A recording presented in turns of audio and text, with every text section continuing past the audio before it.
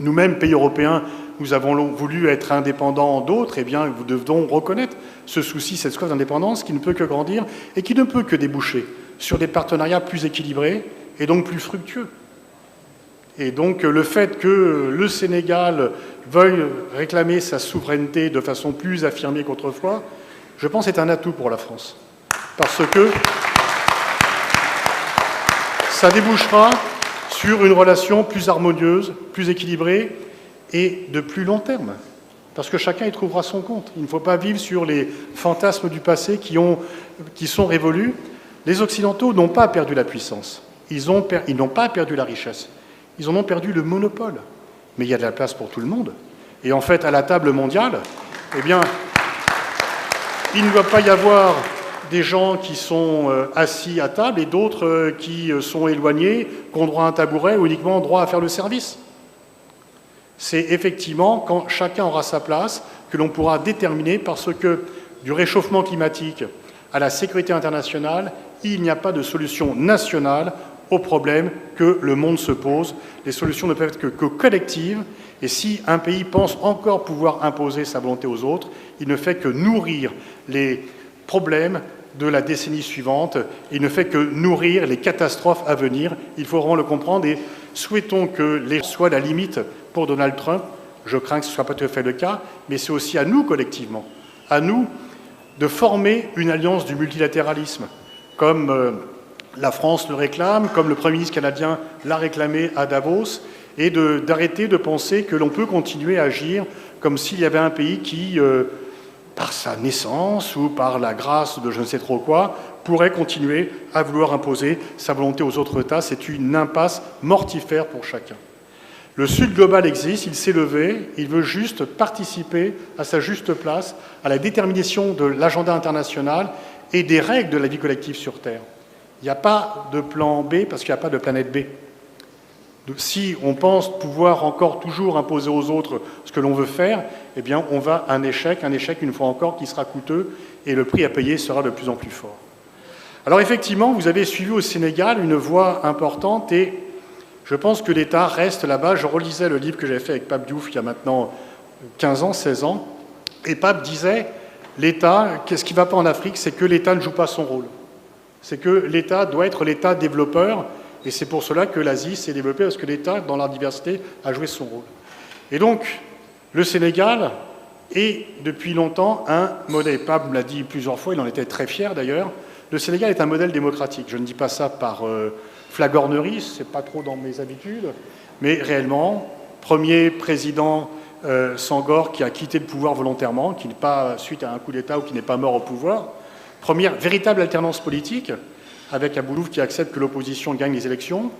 Et puis, en 2 fois, mobilisation populaire qui, pour empêcher un pouvoir qui avait été élu de continuer à user du pouvoir alors qu'il n'était plus légitime et à retarder les élections, ce qui a débouché sur votre victoire malgré les embûches. Et le prix que vous avez payé... Et le prix que vous avez payé à vouloir effectivement s'opposer au pouvoir.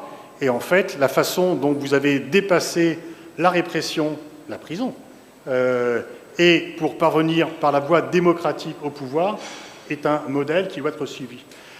En fait, vous étiez déjà un modèle de démocratie, vous allez devenir un modèle de souveraineté.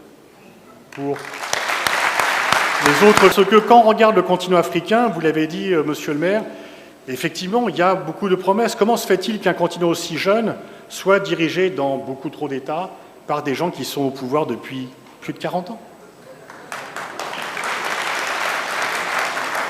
Comment se fait-il que dans un continent où il y a autant de richesses, il puisse y avoir autant de pauvreté?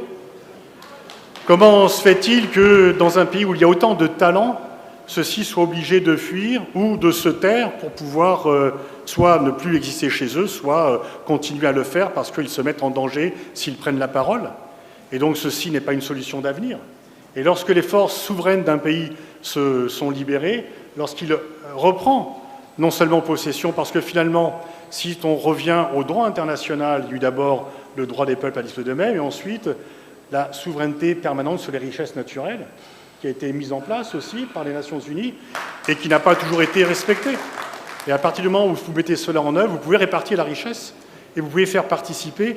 Et la façon, une fois encore, Monsieur le Premier ministre, je ne veux pas jouer les flags nord, mais la façon dont vous incarnez la jeunesse, dont vous avez été porté par la jeunesse au pouvoir, malgré...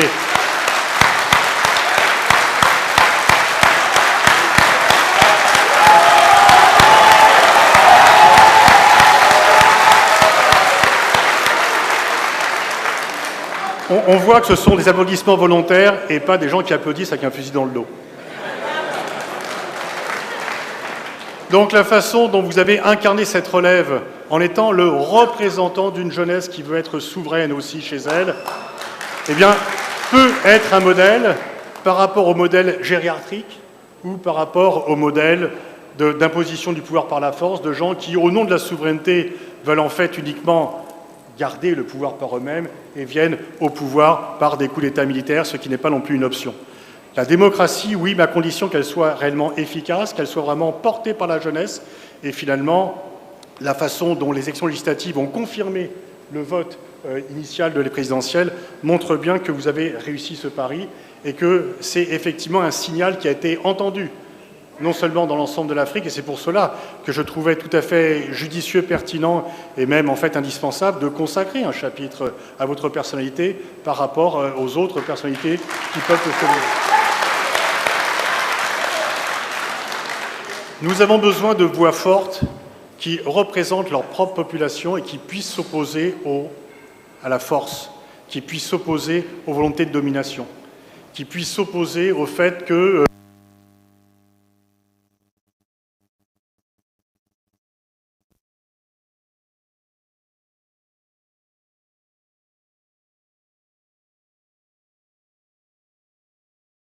nous avons besoin de protéger l'environnement. Nous avons besoin, en fait, par rapport à ce double défi, d'avoir une population plus nombreuse dans le monde, de respecter l'environnement, mais aussi de permettre le développement parce qu'on ne peut pas dire « ça y est, nous on s'est développé, maintenant arrêtez de le faire parce que vous allez mettre en péril la nature et l'environnement ». Donc il faut aussi que la protection de l'environnement n'empêche pas le développement des pays qui sont partis après les autres pour cela. Et pour cela, effectivement, vous avez l'éducation parce que la souveraineté, elle est aussi intellectuelle. Il faut que vous forgiez vos propres concepts. Il ne faut pas se fermer au monde extérieur parce que sinon, le modèle, c'est la Corée du Nord qui n'est pas une vraie réussite en termes de succès économique et dialectique et populaire. Mais en se présentant par rapport au reste du monde et en fondant cela sur la force d'un peuple qui veut affirmer haut et fort son indépendance, il y a beaucoup de perspectives qui sont entendues, non seulement en dehors des frontières du Sénégal, non seulement en Afrique, mais également dans d'autres pays. La génération Z, elle est transnationale. Le fait que le pouvoir ne passe plus uniquement... En fait, toutes les autorités, tous les gouvernements ont perdu le monopole sur l'information. Votre force, vous n'aviez pas les médias pour vous, vous n'aviez pas les autorités gouvernementales pour vous, vous aviez la mobilisation populaire par les réseaux sociaux.